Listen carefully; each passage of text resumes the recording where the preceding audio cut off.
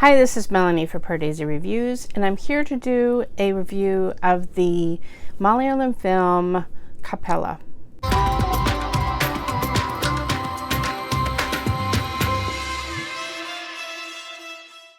If you're new to Pardesi Reviews, I do trailer reactions and film reviews of Indian cinema.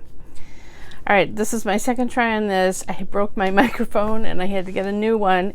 I had filmed like 10-minute review and then went to edit it and there was no sound.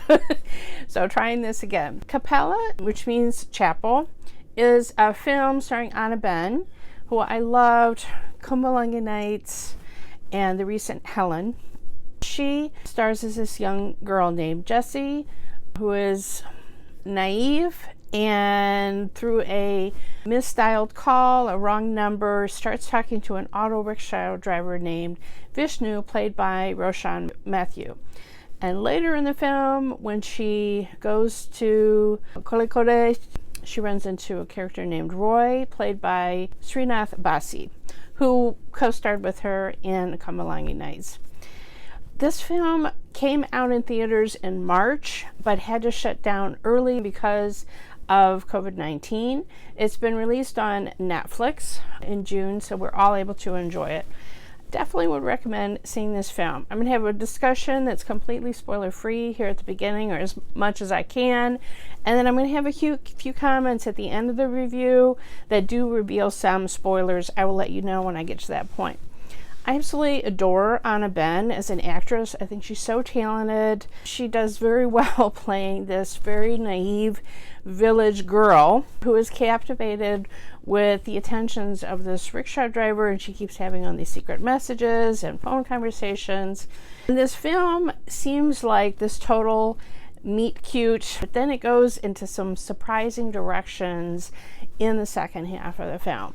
So part of my problem, and I won't reveal what was surprising about it, but I will just say I couldn't avoid seeing some Twitter comments about this film, so I knew the twist. And I really wish that I had gone into the theater and watched this film knowing nothing. And then I would have been fully surprised at the way things twisted in the second half. And I think I would have enjoyed it even more not knowing, because I spent the whole film with this sense of dread, waiting for things to happen and being suspicious of certain characters from the first time that I saw them. I'm just telling you, if you don't know what this film is about, just watch it. And don't watch the rest of my review. Just go see the film. I think it's the best if you go in knowing absolutely nothing. Actor Muhammad Musthafa's directorial debut, and he has a small supporting role in the film as Roy's friend Abu. I thought this was acted particularly well, especially by Anna Ben. She just is so adorable. I just love every film that she's been doing. I have a little bit of comment about the way that her character was written in the spoiler section, but I will just say that she completely embodied what was written for her. It was just totally believable the way that she played it. The way things worked out, you completely believed that she was that village girl. Roshan Mathew, I'm not sure what film I have seen him in before. I thought he had a complicated character, and I thought that he really did a good job with it. Sreenath especially I admired for being mysterious and keeping the audience guessing about his character. In Kumbalangi Nights, he played a mute character, so I'm not sure that I have seen any film where he had a true lead, but I thought he was very good for the role that was chosen for him. The cinematography, the images of the village life where Anna Ben's character Jessy lives. This is why I want to go to Kerala. Like movies like this. My husband walked through the room when I was watching that film, and I said, "Look at this. This is why I want to go there." And I had a trip planned for later this November. Unfortunately, due to COVID, I'm going to have to hopefully reschedule for next year. But oh gosh, it was so gorgeous. I'm a little curious exactly what the title means. I have a feeling I am missing some layer of symbolism or meaning in the title. Anna Ben, the character, does visit this outdoor shrine chapel. It still didn't quite come through to me why the film would be titled Chapel, Kappela. So if you have clues on that, please let me know in the comments below. Okay, now we're getting into a spoiler section. Remember, if you've not seen the film and you don't know anything about it, just watch it. It's very good. It's totally worth seeing without knowing anything. Okay, now we're into spoilers.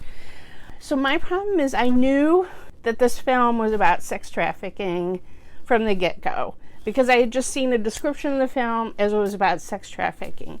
So right away, I was suspicious of Vishnu and how he pursued her in constantly messaging her and getting her to message back and saying, can't you send me a picture? And you must be beautiful if they did a billboard of you and all of this.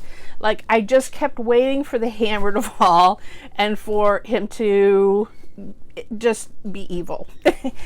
It was interesting, the shades of gray of his character, because you felt like he really did enjoy talking to her on the phone, but this was definitely his whole racket. Kudos to the director for writing a film about this subject. It's probably something that is very prevalent. I thought it was brilliant how we were set up. We first see Roy, Sreenath's character, as this violent person. We see him chasing after somebody out of a shop who is, granted, harassing the shop owner, but with a broken bottle, throwing broken bottles at him and whatever.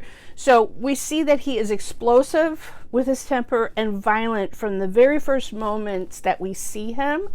And so that colors our perception of him as, oh my gosh. So my point is that even the good guy is a bad guy, in this. And so we have this doubt about him. But again, because I kind of knew where this was going, I had the feeling that Vishnu was the true evil one from the beginning.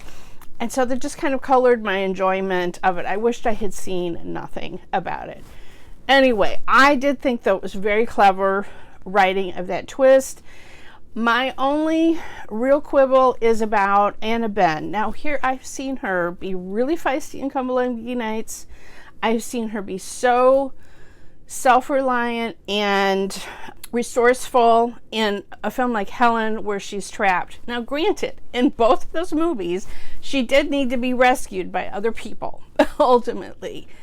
But somehow in this film, she's so naive and she never quite has agency except for running into the bathroom and locking the door. Like, she never truly, like, I wish there was a scene where she had cracked Vishnu over the head with a something. I don't know. Sort of in that little epilogue scene where she is, I don't even remember, she's giving something to the guy with the cloth store that wants to be engaged to her, and so you get the feeling that she's kind of holding him at bay and making her own choices rather than letting her parents and him completely dictate her life, which is great. That seems like she has gained some agency, but I don't know. Maybe it's just true to life that there are these completely innocent, naive girls who walk into these situations completely unaware, and she's truly portraying that. It's a tiny, tiny little quibble in the writing. Overall, it was a very good film. So many of you recommended it, and I do appreciate that. But I'm still kind of curious about that title and what layers of meaning am I missing? And is it just meaning because she's going to get married? Chapel? Like, I didn't want to say that in the non-spoiler part. Let me know what you think about that in the comments below. What did you think of this movie? What did you think about Vishnu character? How common is this problem in rural areas in Kerala? I'd love to know if there's been discussion in the Malayalam press there. Follow me on Twitter at PardeziYT. Subscribe here to Pardesi Reviews. If you hit the bell when you subscribe, you'll never miss another trailer reaction or film review.